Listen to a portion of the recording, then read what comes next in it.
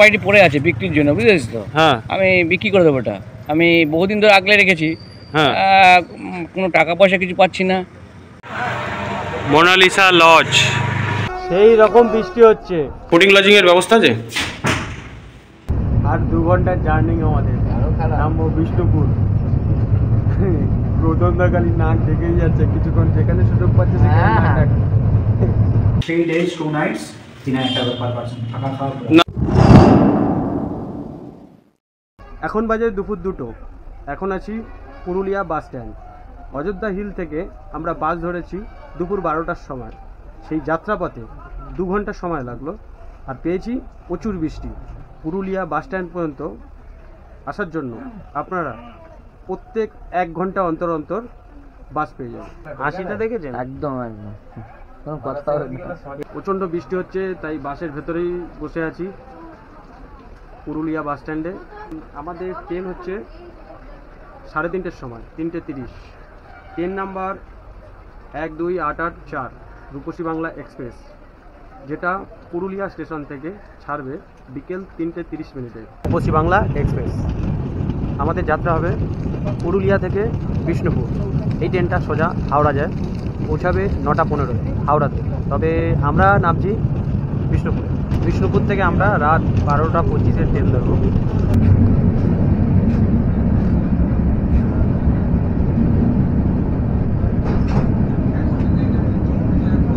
আর 2 ঘন্টার জার্নি আমাদের, নামবো বিষ্ণুপুর।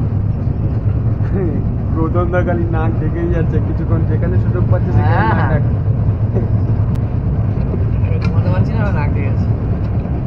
বসেছি দেখেছেন? অ্যাশ করে। চলুন আপনাদের সাথে আবার বিষ্ণুপুরে দেখা হচ্ছে। এখন বাজে বিকেল 5:44। রূপসী বাংলা এক্সপ্রেস আমাদের বিষ্ণুপুর স্টেশনে ছেড়ে দিয়ে হাওড়ার দিকে এগিয়ে যাচ্ছে। এই হচ্ছে বিষ্ণুপুর রেলওয়ে স্টেশন।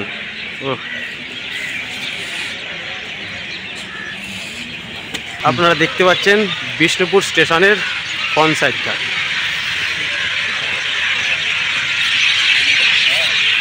সামনে ট্যাক্সি স্ট্যান্ড। আমরা বিষ্ণুপুরে এসেছি এই কারণেই, আমাদের যে প্রোগ্রাম আছে তার জন্য লাগবে হোটেল, সেটাই খোঁজ খবর নিতে এসেছি।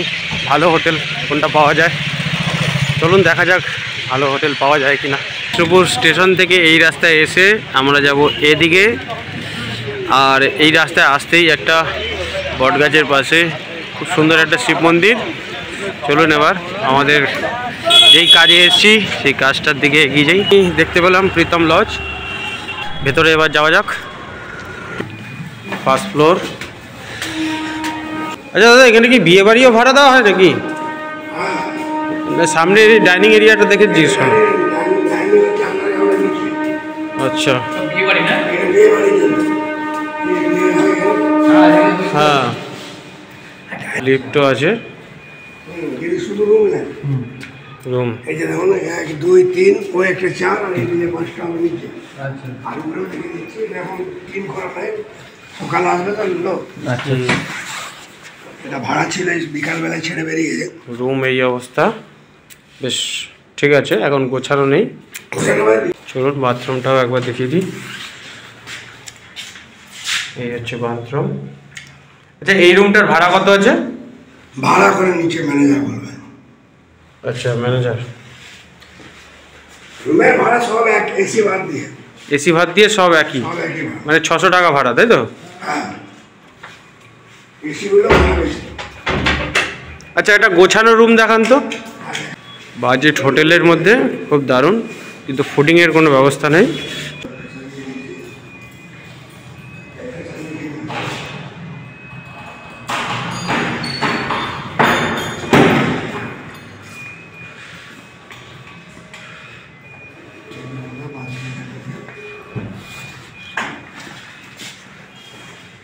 গিজারও আছে তো?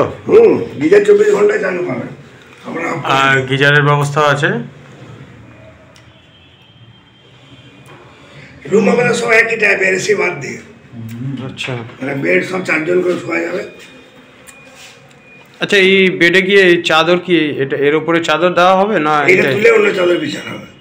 আচ্ছা, মানে এটা বেশি রাখলে তো নোংরা হয়ে যাবে না, ওই জন্য আর একটা রুম দেখাচ্ছি আপনাদের। একটু বড় আছে রুমটা, জিনিসপত্র রাখা চলবে।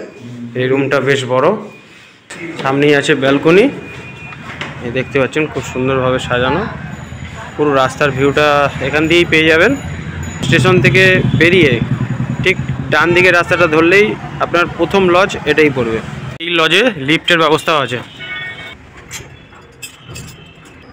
বাইরে জয়পুর হোটেলের মতো ওদের 65টা রুম আছে। আমাদের একটা হবে এরকমই হবে বড়, ওই বাইপাসে ন্যাশনাল হাইওয়ে রুটে জায়গা কিনা হয়ে গেছে, 25 বিঘা জায়গা কিনে। চলো, সাগর লজ।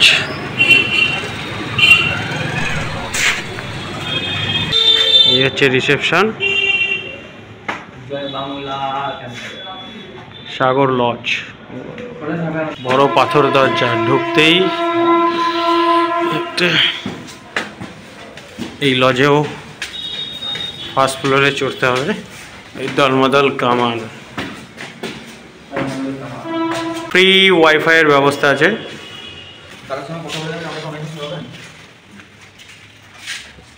এসিও আছে, ডবল বেড রুম।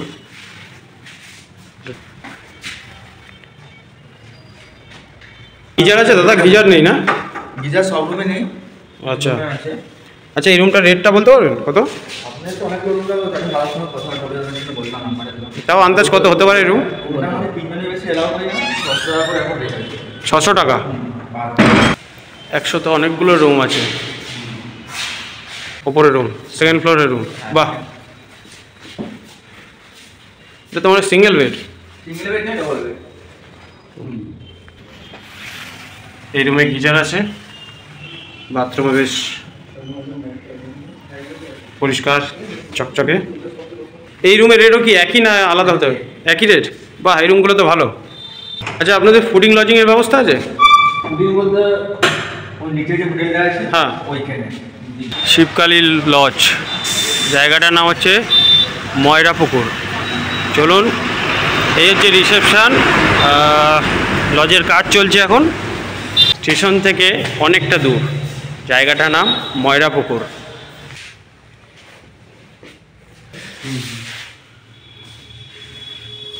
বাথরুমটা খুলে দিন। বাহ, বাথরুম তো ঝাঁকাঝাঁক।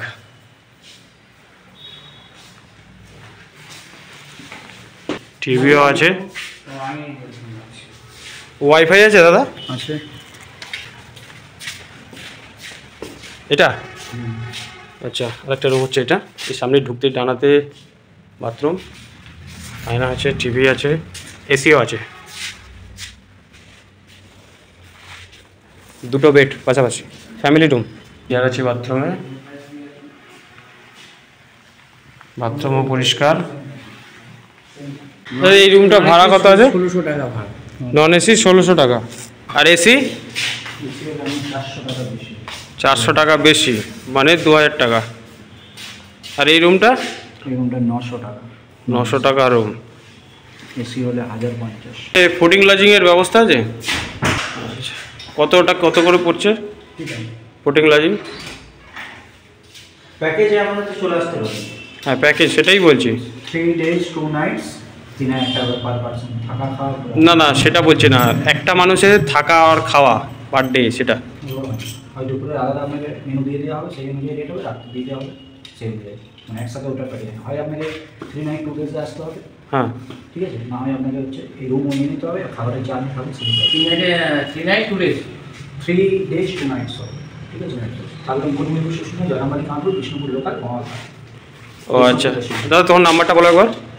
8617636803। ওকে, ঠিক আছে। তোমার নামটা? আমার নাম রবি কুন্ডু। এই নাম্বারে কি হোয়াটসঅ্যাপ আছে? ঠিক আছে, okay. Monalisa lodge, lodging and fooding. দেখি,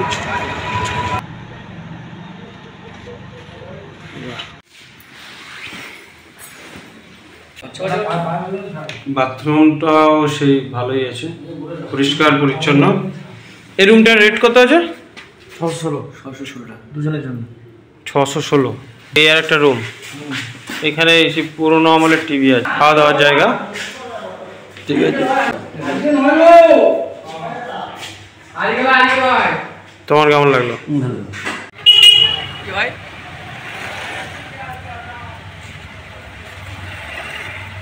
বিষ্ণুপুর স্টেশন থেকে বিকেল 5:30টার সময় নেমে আমরা আপনাদের পরপর 4টে হোটেল দেখালাম।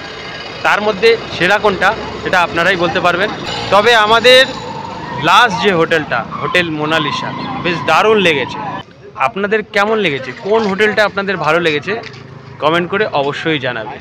আর এখন বর্তমানে আমরা আছি বিষ্ণুপুর স্টেশনের বাইরে।